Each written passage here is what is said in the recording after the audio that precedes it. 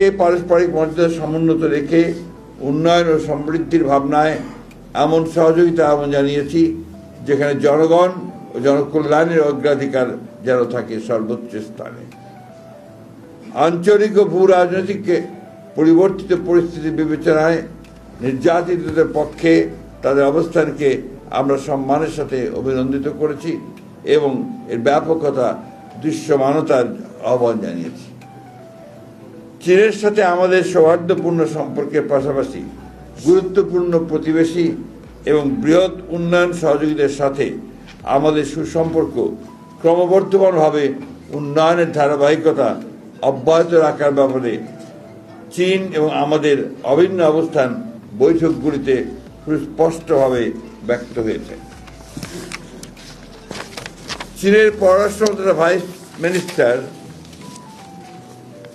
সুং ওয়েডং এর সাথে সফরের দ্বিতীয় দিনে আমরা পারস্পরিক স্বার্থ সংশ্লিষ্ট বিষয়ে কথা বলেছি এবং বাংলাদেশের অবকাঠামো, পরিবেশ ও প্রযুক্তি উন্নয়নে তাদের সহযোগিতার বৃদ্ধির আহ্বান জানিয়েছি।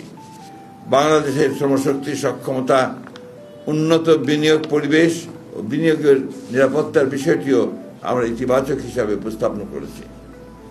বিগত 17 বছরের অনাকাঙ্ক্ষিত রাজনৈতিক বাস্তবতায় ক্ষতিগ্রস্ত অর্থনীতিকে সহনীয় করতে আমরা ঋণ পরিশোধ সময়সীমা বৃদ্ধি, বিভিন্ন ফি পুনর্বিবেচনা এবং অনুদানের সম্ভাব্যতার বিষয়েও তাদের সহায়তা চেয়েছি, যেন তারা সহানুভূতির সাথে বিবেচনার আশ্বাস দিয়েছেন।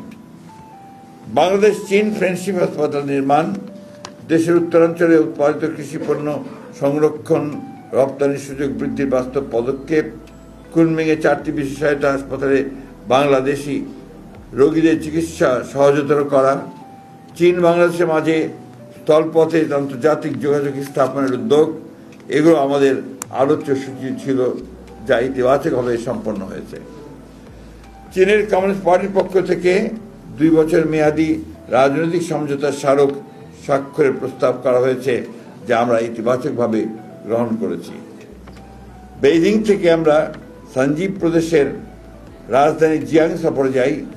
সেখানে আমরা বৈদ্যুতিক গাড়ি প্রস্তুতকারক প্রতিষ্ঠান BYD পরিদর্শন করি।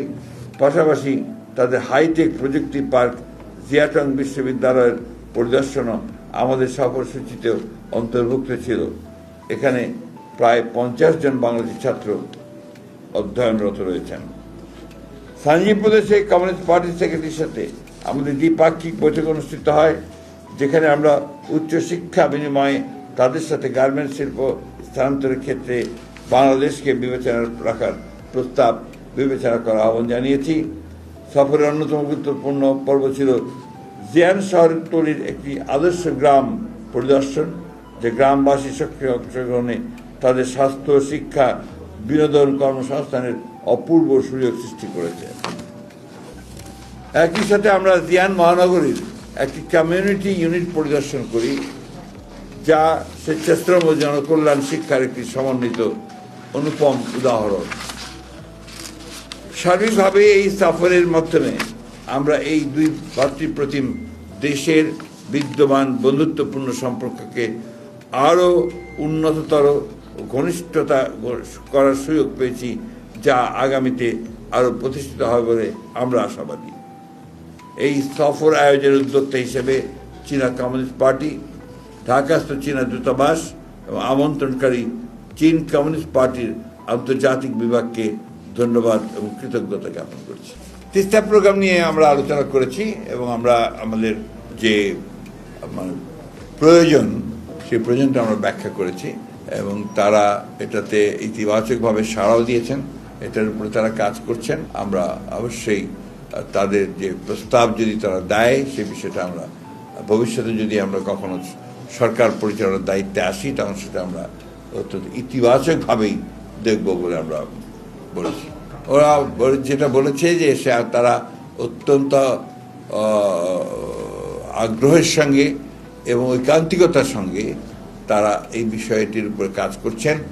মিয়ানমার গভর্নমেন্টকে তারা রাজি করার চেষ্টা করছেন যে খুব দ্রুত এই এক্সপ্লয়টেশনটা খাওয়ার জন্য।